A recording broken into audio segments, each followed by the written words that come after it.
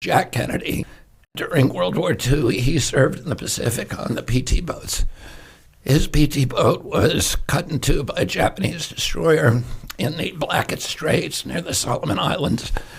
It was a corridor known as the Tokyo Express, and his boat sunk. Two of his crew were killed. One of them was badly burned. He towed the burned crew member, I think, about 6 miles with a lanyard in his teeth. He'd been on the Harvard swim team, so he was a very strong swimmer. And he brought his crew to a little spit of sand where there were some palm trees, and they hid from the Japanese patrol boats for the next week. He was presumed dead. His family was told that he was missing in action, presumed dead. He was hiding on that spit of land. And at some point, some Solomon Island natives came by to gather coconuts, and they were climbing the coconut trees. My uncle came out of his hiding place, and the Solomon Islanders didn't like the Japanese. The Japanese were an occupying force.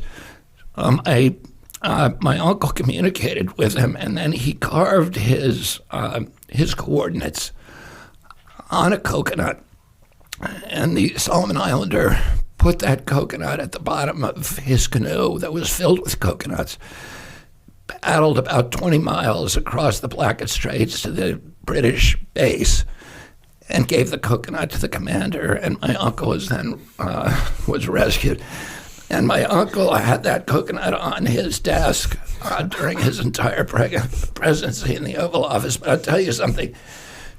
At his inauguration, he invited the admiral of the Japanese fleet who had been piloting commanding the destroyer that cut him in two. So I got to meet him there. But he also invited the two Solomon Islanders, and the British governor of the Solomon Islands was embarrassed by their appearance because they were barefoot. They never had shoes. They were not, I think they were wearing like loincloths or something, and they didn't speak any English. So he did not want to send them as kind of ambassadors from the Solomon Islands. So he picked two more presentable Solomon Islanders. And when my uncle met them, he was like, "These are not the guys who rescued me." And he was furious at the British governor. Anyway, it's a funny story.